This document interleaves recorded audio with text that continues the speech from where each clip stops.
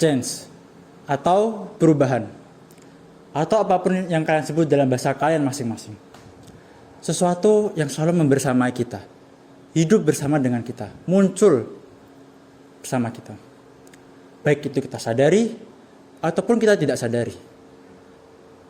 Baik itu berdampak bagi kita, entah itu dampak positif, ataupun dampak negatif, atau justru tidak berdampak bagi kita. Terkadang kita justru hanya merasakan melewati dari fase perubahan ini. Namun apakah perubahan ini? Apakah dia berdampak bagi kita, dan apa yang harus kita lakukan jika ada perubahan? Mari kita flashback sedikit terhadap beberapa kasus waktu yang lalu. Dulu, kalau kita ingin beli sesuatu, misal kita beli baju, kita harus effort atau mengeluarkan tenaga dan juga waktu. Kita harus mengeluarkan waktu kita untuk pergi ke pasar, atau pergi ke tempat kita beli baju, atau ke toko. Kita harus mengeluarkan energi kita untuk berjalan ke sana, menuju ke sana. Bahkan ketika kita sampai di tempat pembelian atau tokonya, kita harus mengeluarkan energi lagi untuk mencari barang yang kita ingin mau, memilih-milih, baik itu dari satu toko ke tempat lain, dan bahkan jika kita harus perlu menawar dari penjualnya. Tentu sebenarnya itu, jika kita pikir-pikir lagi, itu membutuhkan banyak waktu. Padahal waktu tidak selalu ada. Kita tidak punya selalu waktu luang sebanyak itu hanya untuk membeli baju atau membeli perlengkapan lainnya. Namun pada fase-fase saat ini, masa-masa sekarang ini, ada sesuatu yang booming, ada sesuatu yang meledak, sesuatu yang sangat berkembang dengan cepat di komunitas masyarakat kita. Yaitu marketplace. Sekarang sudah banyak menjamur, entah itu Tokopedia seperti misalnya, Tokopedia, Shopee, ataupun yang lainnya. Marketplace ini berkembang dengan sangat pesat di komunitas masyarakat kita. Bahkan hampir kita semua pasti pernah setidaknya menggunakan marketplace ini untuk membeli barang yang kita inginkan. Perkembangan yang ada ini, atau perubahan yang ada ini, juga berdampak pada fase sebelumnya, atau masa-masa sebelumnya. Seperti yang kita tahu, beberapa waktu lalu, ada sebuah pusat perbelanjaan di Jakarta, yaitu Tanah Abang, bahkan sampai sepi di hari-hari tertentu, yang harusnya mereka ramai. Tentu ini akan menjadi pertanyaan, mengapa bisa terjadi?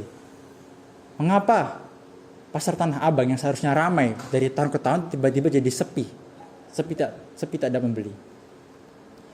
Tentunya jelas ada yang marketplace ini sangat berdampak bagi komunitas masyarakat. Masyarakat tidak perlu mengeluarkan tenaga yang besar lagi, waktu luang lagi. Mereka bisa membeli apapun, kapanpun, dimanapun.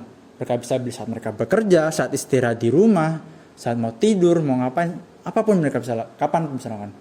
Mereka cukup mengetikkan keyword apa yang ingin beli, dan tinggal tunggu di rumah barang itu sampai. Mereka tidak perlu berdesak-desakan, tidak perlu tawar-menawar. Bahkan bisa jadi harga yang di marketplace ini justru lebih murah daripada mereka beli di toko secara langsung. Itu baru contoh kecil dari perubahan yang ada. Tanah Abang ini benar-benar kena dampak dari adanya marketplace yang sangat masif ini pertumbuhannya. Bahkan harus sampai pemerintah turun tangan untuk menutup beberapa e-commerce agar Tanah Abang ini bisa kembali ramai. Namun faktanya tetap beberapa marketplace jadi ramai. Apa yang bisa kita pelajari dari kasus ini? Contoh kasus ini, salah satu ilmuwan terkenal yang kita hampir semua tahu pasti, revolusioner dengan teori relativitasnya, memberikan pendapat bahwa life is like riding a bicycle. To keep your balance, you must keep moving. You must keep moving. Itu adalah poin pentingnya. Kita tahu kalau kita naik sepeda, kalau kita nggak mengayuh secara terus-menerus, kita akan jatuh. Kita akan tertinggal dari orang lain yang juga menaiki sepeda. Dari pasar Tanah Abang tadi, mungkin ada beberapa pedagang yang kurang dapat beradaptasi dengan adanya perubahan ini, sehingga mereka tergerus. Benar-benar tergerus, bahkan tertinggal, sehingga mereka pun jadi sepi. Bagaimana dengan aspek-aspek kehidupan lainnya? Tentu saja tetap ada perubahan yang menyertai mereka. Oleh karena itu kita harus tetap keep moving. Lalu bagaimana kita keep moving? Maka karena dari itulah muncul konsep learning long life learning. Belajar sepanjang hidup, sepanjang hayat, sepanjang hidup kita selalu belajar dan belajar. Kenapa? Karena kita tidak bisa memprediksi apa perubahan yang akan terjadi. Apakah kita bisa beradaptasi? Bagaimana perubahan itu? Apa dampak perubahan itu? Kita harus bisa belajar dari perubahan itu. kita harus dapat bisa belajar cara beradaptasi dengan perubahan-perubahan yang ada. Namun apa kita hanya belajar di sekolah sesuai dengan pemikiran umum dari masyarakat kita? Sebagian besar kita hanya berpikir kita belajar di sekolah, lalu setelah itu kita belajar lagi.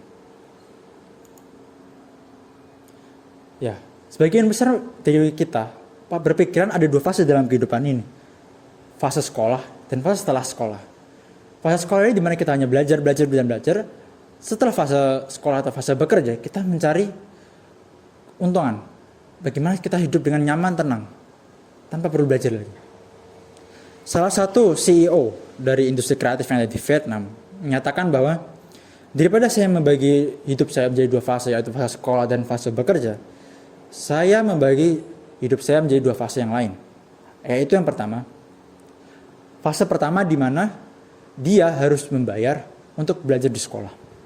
Lalu fase kedua, dia dibayar oleh atasannya untuk belajar. Apa maknanya? Apa intinya? Inti yang utama adalah dia tetap belajar. Baik itu dari fase sekolah hingga fase bekerja. Karena nyatanya setelah sekolah pun yang kita jalani 16, 17, 18 tahun dalam hidup kita, setelah lulus dari sekolah, tentu kita memiliki kondisi lingkungan yang berbeda. Memiliki perubahan-perubahan yang terjadi dalam kita secara cepat bahkan. Kita harus dituntut harus dapat belajar dengan baik. Harus dapat beradaptasi dengan baik. Oleh karena itu, penting kita belajar. Namun, perubahan itu akan terjadi setiap saat, sepanjang hidup kita. Kalau kita sendiri tidak belajar, hanya menunggu orang lain, kita hanya bisa jadi penonton dari perubahan. Atau bakal lebih buruk lagi, kita tergerus dari perubahan yang ada. Bahkan setelah kita fase pensiun nanti, kalau kita hanya berdiam diri, tidak merencanakan sesuatu yang harus kita lakukan, ya tentunya kita akan tertinggal dari orang-orang lain. Fase bekerja ini justru fase yang paling krusial. Fase di mana kita bisa belajar banyak hal, bisa eksplor banyak hal. Karena fase bekerja ini bisa jadi lebih lama dari fase sekolah yang kita hadapi. Dan kita juga hidup di fase bekerja yang lebih lama lagi daripada fase sekolah. Kita bertemu dengan banyak orang, banyak kondisi, banyak situasi yang selama fase bekerja ini. Banyak atasan, banyak teman, banyak kolega. Namun pertanyaannya, apakah kita bisa sih? Apakah kita bisa terus-menerus belajar sepanjang hidup kita? Apakah kita bisa terus-menerus beradaptasi dengan kondisi lingkungan yang berubah-ubah? Fakta menariknya adalah otak manusia, otak kita, itu terdiri dari sekitar setidaknya 86 miliar neuron yang bisa digunakan untuk menyimpan memori di otak kita. Tentunya kita tidak ingin menyanyiakan 86 miliar neuron ini. Karena itu akan sangat berguna bagi kita, sangat bisa membantu kita dalam kehidupan sehari-hari. Bisa menyimpan banyak hal. Dengan menyimpan banyak hal, kita bisa belajar dengan banyak hal sepanjang waktu. Dan fakta keduanya adalah sel-sel di otak manusia itu sama seperti sel otot. Butuh latihan, butuh diolah terus, butuh digerakkan terus-menerus. Bagaimana cara menggerakkannya? Kita harus terus berpikir, harus belajar, harus meningkatkan rasa curiosity kita, rasa penasaran. Agar sel-sel di otak kita ini terus bekerja, tidak diam, tidak stuck. Karena jika diam bisa saja justru sel-sel otak kita akan terganggu nanti dan akhirnya tubuh kita yang terganggu. Namun, menjadi lifelong learner, apakah hanya sebatas belajar saja? Saya yakin kita bisa lebih baik dari itu.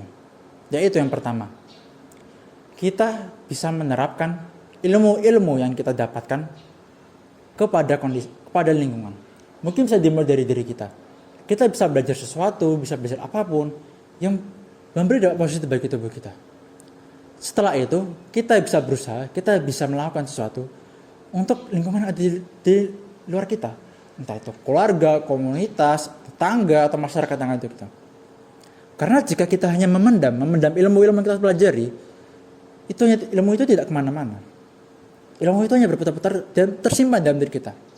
Einstein menciptakan teori relativitas tidak hanya untuk dirinya sendiri, tapi untuk kemajuan pendidikan yang ada, kemajuan bidang akademis yang ada. Faktanya apa? Teori relativitas ini masih dipakai hingga sekarang, masih menjadi acuan. Oke. Oleh karena itu, kita bisa lebih baik daripada hanya belajar dan disimpan. Kita bisa mengaplikasikan, bisa menerapkan kepada dunia yang ada. Yang kedua, Terkadang kita seringkali memiliki interest, ketertarikan kepada banyak hal, sehingga kita cepat mudah bosan pada sesuatu hal yang kita pelajari. Sebaiknya kita bisa menguasai satu hal yang bisa bermanfaat bagi diri kita minimal, atau bahkan bisa bermanfaat bagi orang lain. Itu benar-benar akan sangat membantu kita. Daripada kita selalu bergonta-ganti pembelajaran, bergonta-ganti apa yang kita pelajari, tapi ujung-ujungnya kita hanya bisa melupakan atau tidak tersimpan. Kita tidak bisa menguasai apapun yang kita pelajari. Lalu yang ketiga, kita harus bisa menikmati proses pembelajaran yang ada. Seringkali kita merasa kecewa. Kita sudah belajar lama, sudah belajar sering-sering, mengulang-ulang terus. Tapi ujung-ujungnya saat penerapannya kita tidak bisa. Kita gagal. Dan itu bisa meruntuhkan motivasi kita. Harusnya dari kegagalan itu, kita benar-benar bisa belajar. Apa yang kurang dari kita? Bagaimana cara kita memperbaiki selanjutnya? Apa itu bagaimana kita beradaptasi jika perubahan-perubahan ini selalu berubah bahkan. Dan tidak bisa kita tebak. Kesalahan bisa menjadi guru terbaik bagi kita. Namun pada faktanya, jika kita melakukan kesalahan, itu benar-benar bisa menghilangkan motivasi kita dan membuat kita tidak ingin belajar lagi. Pada akhirnya, menjadi lifelong learner ini tidak ada tuntutannya. Itu benar-benar harus mindset yang ditanam dari diri kita, motivasi dari diri kita. Motivasi yang besar ini akan membantu kita untuk terus belajar, meningkatkan curiosity kita, dan bisa beradaptasi dengan lingkungan yang ada. Dan jangan lupa juga, kita bisa belajar dari orang-orang lain, orang-orang terdekat kita. Semakin banyak wawasan, semakin banyak pandangan kita terhadap sesuatu. Dan semakin baik pula kita cara atau mengatasi. Dengan kita menumbuhkan motivasi dan mindset, kita menjadi lifelong learner. Percayalah, itu akan membantu hidup kalian di kedepannya. Dan membuat hidup kalian jadi lebih baik. Sekian, terima kasih.